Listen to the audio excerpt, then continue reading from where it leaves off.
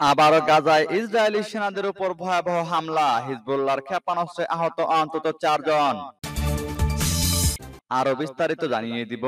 এদিকে যুক্তরাষ্ট্র ও রাশিয়ার মধ্যে দূরপাল্লার ক্ষেপণাস্ত্র উত্তেজনা, ফোন আলাপে সমাধানের চেষ্টা। এবার জান্তার আরো 2টি ঘাঁটির নিয়ন্ত্রণ নিল বিদ্রোহীরা। এদিকে গাজায় মানবিক জোনে ইসরায়েলি হামলায় নিহতের সংখ্যা বেড়ে 90 জনে। আরো জানিয়ে দিব, এবার রাশিয়া ও ভারতের ঘনিষ্ঠতায় ওয়াশিংটনের আতঙ্ক। এদিকে গাজায় গণহত্যা, আমেরিকার মদদে ইসরায়েলের বিরুদ্ধে নিষেধাজ্ঞা চায় তুরস্ক। এবার ইসরায়েলকে ন্যাটোর সহযোগিতা, যা বললেন এরদোগান। এবং সর্বশেষে জানিয়ে দিব, এদিকে যুক্তরাষ্ট্রের সাবেক প্রেসিডেন্ট ডোনাল্ড ট্রাম্পের উপর হামলা। শুনছিলেন সংবাদ শিরোনাম, এখন বিস্তারিত। তবে তার আগে অনুরোধ থাকবে, এই ভিডিওতে একটি লাইক দিন এবং কমেন্টস করে জানিয়ে দিন আপনি কোন জেলা থেকে বা কোথায় থেকে আমাদের সাথে যুক্ত রয়েছেন। এবং সংবাদের সর্বশেষ গুরুত্বপূর্ণ আপডেট পেতে চ্যানেলটি সাবস্ক্রাইব করে আমাদের সঙ্গেই থাকুন। আবারও গাজায় ইসরায়েলি সেনাদের উপর হামলা, হিজবুল্লাহর ক্ষেপণাস্ত্রে আহত অন্তত 4 জন। ফিলিস্তিনি ইসলামিক জিহাদের সশস্ত্র শাখা জানিয়েছে, রাফার পূর্ব অঞ্চলে তাদের যোদ্ধারা ইসরায়েলি সৈন্য ও সামরিক যানবাহনে গোলাবর্ষণ করেছে। একই দিনে গাজার নেটজারিম করিডরে ইসরায়েলি সামরিক বাহিনীর উপরও হামলা চালানো হয়। নেটজারিম করিডর, যা একটি ইহুদি বসতির নামে নামকরণ করা হয়েছে, 2005 সালে গাজা অঞ্চলকে বিভক্ত করার জন্য এটি প্রতিষ্ঠিত হয়েছিল। ইসরায়েলি বাহিনী সেখানে 2 সপ্তাহের বেশি সময় ধরে অভিযান চালাচ্ছে।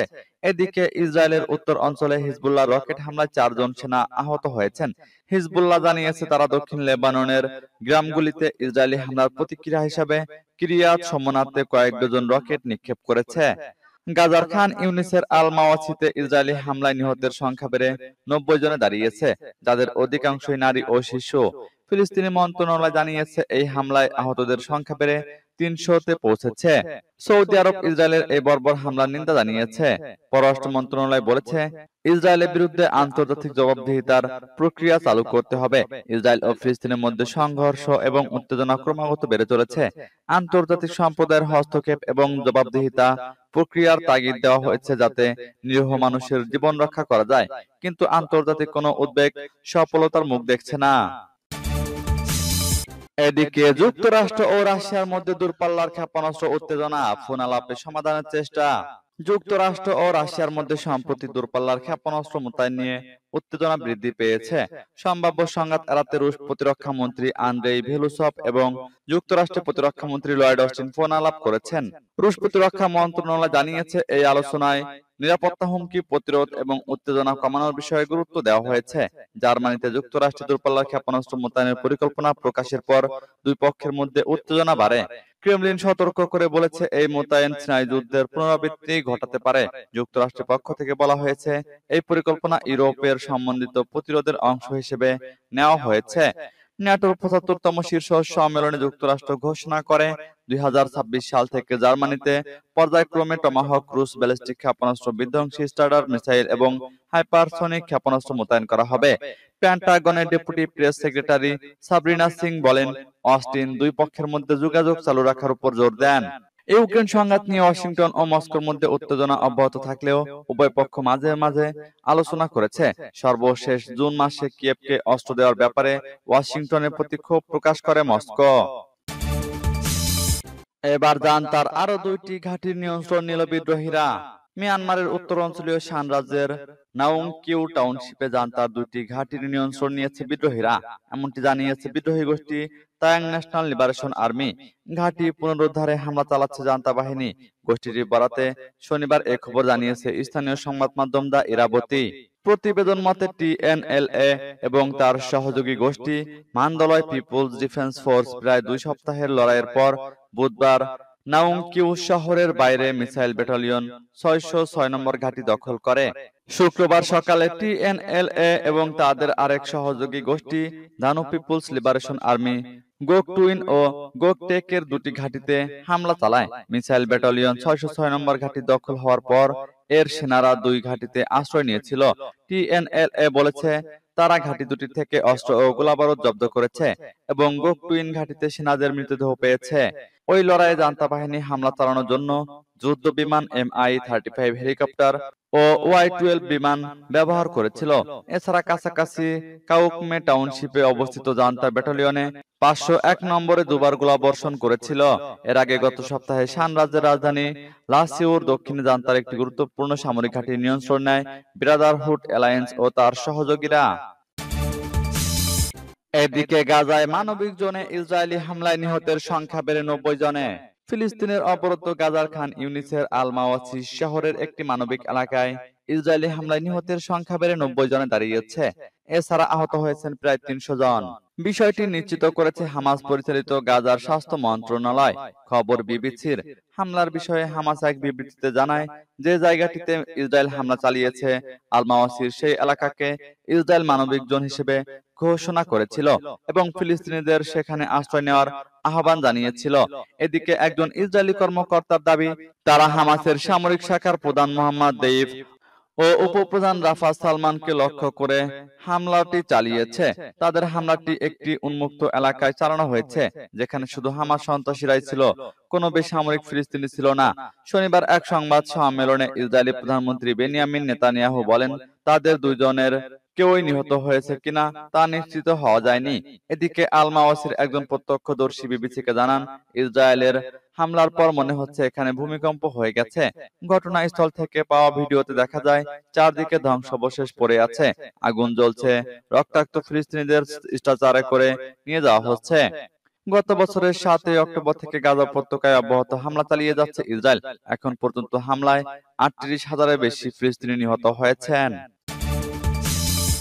এবার রাশিয়া ও ভারতের ঘনিষ্ঠতায় ওয়াশিংটনের আতঙ্ক। রাশিয়ার সাথে ভারতের বন্ধুত্ব নিয়ে উদ্বেগ প্রকাশ করেছে মার্কিন যুক্তরাষ্ট্র। আর এই বিষয়ে ওয়াশিংটন এমন এক সময়ে বার্তা দিল যখন ভারতের প্রধানমন্ত্রী নরেন্দ্র মোদী মস্কো সফরে গিয়েছিলেন। 2 দিনের সফর করেছেন ভারতের প্রধানমন্ত্রী নরেন্দ্র মোদী। ইউক্রেনের সঙ্গে রাশিয়ার যুদ্ধ শুরু হওয়ার পর এই প্রথম মস্কো সফর করেছেন তিনি। ইতোমধ্যে রুশ প্রেসিডেন্ট ভ্লাদিমির পুতিনের সঙ্গে ডিনার করেছেন মোদী, সেই সঙ্গে অনানুষ্ঠানিক বৈঠকও হয়েছে এই দুই নেতার মধ্যে। এমন ঘনিষ্ঠতা ও মাখামাখিতে উদ্বিগ্ন হয়ে পড়েছেন মার্কিন কর্মকর্তারা। মোদীর রাশিয়া সফর নিয়ে প্রশ্ন করা হলে মার্কিন পররাষ্ট্র দপ্তরের মুখপাত্র ম্যাথিউ মিলার বলেন, রাশিয়া সফরে গিয়ে প্রধানমন্ত্রী নরেন্দ্র মোদী কি বক্তব্য রাখছেন সেই বিষয়ে আমরা নজর রাখব। তবে আমরা জানতে চাই, ভারতের সাথে রাশিয়ার বন্ধুত্বের বিষয়ে ওয়াশিংটন ইতোমধ্যেই নিজেদের উদ্বেগের কথা জানিয়েছে দিল্লির কাছে। পাশাপাশি মিলার বলেন, আমেরিকা আশা করে ভারত বা যে কোনো দেশ যখন রাশিয়ার সাথে সম্পর্ক রাখছে, তখন তারা মস্কোকে জাতিসংঘ সনদ মেনে চলার কথা ও ইউক্রেনের সার্বভৌমত্বের প্রতি শ্রদ্ধা প্রদর্শনের বিষয়টি মনে করিয়ে দিবে।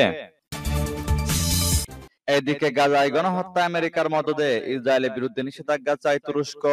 ফিলিস্তিনের অবরুদ্ধ গাজা উপত্যকায় ইসরায়েল যে হত্যাযজ্ঞ চালাচ্ছে তাতে জড়িত রয়েছেন প্রেসিডেন্ট জো বাইডেন এবং তার সরকার, এমন অভিযোগ করেছেন তুরস্কের প্রেসিডেন্ট রিসেপ তাইয়েপ এরদোগান।